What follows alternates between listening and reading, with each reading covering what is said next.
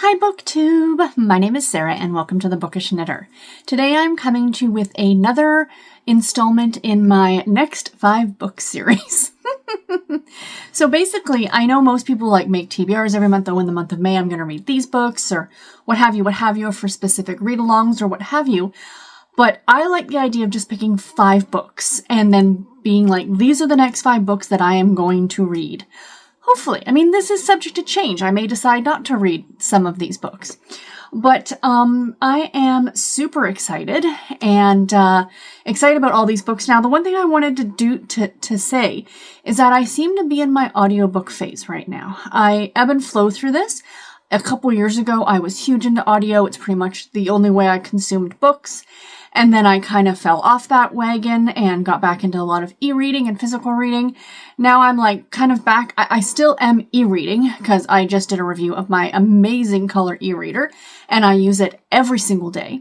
So while I am doing e-reading every day, the bulk of my reading, to be honest, is actually now coming from audio, mainly because I'm still working, of course. So commute back and forth to work every day. I do tend to listen to an audiobook on lunch. Because I like to do a little knitting while I am eating my lunch. It's a good way for me to be able to detox during my lunch break. And actually what I got thinking this week is because there's a park not far from work, if I step outside and I go just down the street a little bit, I can actually see this parkette from my office window. It's a playground for kids, right? But there are benches. And I thought, even if I just took a sandwich and I took a walk down there and sat down on the bench and listened to my book, it would get me out of the office, get me some fresh air. It's summertime. So, I could go out and take a book. I absolutely could do that as well. But, it's just kind of nice to be walking and listening to a book. Or, when I'm done my lunch, I can get up from the bench and take a little walk around the neighborhood. And again, still be enjoying my book. So, I am the biggest advocate for audiobooks. I think they're absolutely fantastic. And I seem to be in that phase right now. And it used to be that on the weekends, I didn't listen to audio because I wasn't commuting back and forth to work. But I'm finding that I am now because I'm doing a lot more crafting than I was before. The crafting bug or the cross-stitch and knitting bug has bit me again. I think when I was going through all my health issues, or I'm still dealing with my health issues, but what have you, that kind of fell to the wayside. It was something like, oh, what's the point? That's kind of the place I was at in my brain at the time. But now I'm no, we're going to be fine in a year or so. So let's continue to enjoy the things that we do. So I have been picking up a lot of different cross-stitch. I am trying to revamp my cross-stitch YouTube channel. I did a video a few weeks ago. I plan on doing another one tomorrow. So if you are subscribed to that, stay tuned for that video tomorrow, where I do talk about all of my crafting, mostly cross-stitch, but also knitting.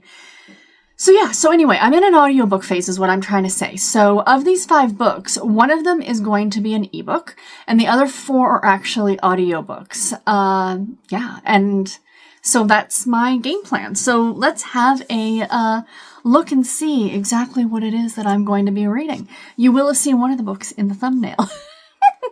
And I have to be honest, it's one that I'm super excited about. I love thrillers, absolutely love thriller books, but I have tried picking them up over the last few months and my brain isn't there right now. I think I just need a break from really dark thrillers. So first of all, the ebook, the one ebook that's going to be next, right now I'm reading The Fugitive by Nicole Helm, but the next one is going to be another category romance book because I love category romance books, and that is The X Upstairs by Maureen Child, which is a Harlequin desire novel. This is book 1 in a series about a music hall, this family who owns this music auditorium hall type place. I think that's what it's about. I think I started this book a few years ago and I didn't finish it for whatever reason. Probably, I put it down and then forgot to pick it back up. Highly possible. But I am excited to get to it. And with the new e-reader that I have, I'm super stoked to have access now to all of these books from the Harlequin app to be able to read. So I'm super stoked about that. So now on to the audiobooks. So I borrowed this book from my library, and it's Earl's Trip by Jenny Holiday. I am so excited. I have no idea what this is about. I have heard what, of course, as every historical is being labeled now for fans of Bridgerton. Please stop doing that. Publishers, please stop doing that. Period. but it's something about like it's like a historical romance. What was the movie? The Hangover. Something like that. So I really like Jenny Holiday. She's actually a Canadian writer, which is fantastic. So, and I've read her contemporary. I think this might be her first historical. So I'm very excited about this one. The next one is the one I held up in the thumbnail. Yes, I did get this copy from Book of the Month. When I checked the Book of the Month club selection for May, and this one popped up, it was like add to cart immediately. And that is The Paradise Prom by Christina Lauren, which is about two friends, or two people, a couple, not really a couple, but two people who are in university at the same time. And in order to get cheaper accommodations, they get married, like legitimately get married, just so they can get into family housing. And now university is over and he is taken off, and he's the son of a very, very well-known like food empire. I think, is it a food empire? And she is a struggling artist. So it turns out they never did get divorced. I mean, it's pretty much a very standard trope in romance, but it's Christina Lauren, so you know it's going to be good. So again, this is one I actually had pre-ordered on audio before I saw that it was Book of the Month. But because it was Book of the Month, I had to get a copy of it because it is absolutely gorgeous. And I love Christina Lauren's books. The next one that I have on my list is I have a couple cozy mysteries to end the video off. And we have Murder by the Book by Lauren Elliott. This one I've actually just started. I'm less than an hour into it. So this is a cozy mystery series about a woman who, I almost said narrates, inherits a property from her great aunt who she didn't even know that she had. She has a pretty dark backstory. Her fiance was killed, and then her father was killed. And she kind of fancies herself trying to figure out what's going on. She is a librarian, but she works with like, oh my gosh, like older books. And she worked for about 6 months at the British Museum, cataloging their artifacts and things like that. So she's got this bit of a background. So when she moves into her aunt's house, she finds like the entire third floor is like filled with boxes and boxes and boxes of these antique books. So she decides to open a bookstore, like not just a bookstore, but books and other like knick-knack thingies.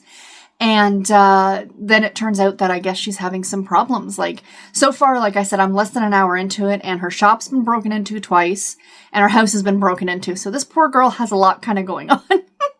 But so far, I'm enjoying it. It is being narrated by Karen White, who's one of my favorite narrators. And as soon as I heard her voice, my first thought was Jill Shalvis, because she has narrated almost all of Jill Shalvis's books. So she's delightful. I love her as a narrator. And the last book is going to be a continuation for a series that I started, and I finished the first book the other day. Finished it again. That would have been the second reread. It would have been a reread.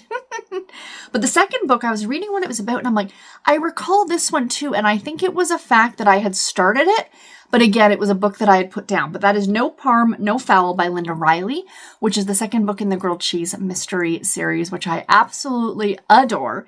This one takes place around Halloween. It's in the fall, and I am super, super excited about it. My one disappointment, I was looking ahead in the series, is that the third book does take place in the wintertime, but it's after Christmas, and I sort of kind of really want a Christmas grilled cheese shop mystery book. Anybody else agreeing with me? I would love to see that. So Linda Riley, if you watch this, could you get on that for me, please? Not just me. I'm sure all of us would absolutely love this. Love that, I should say.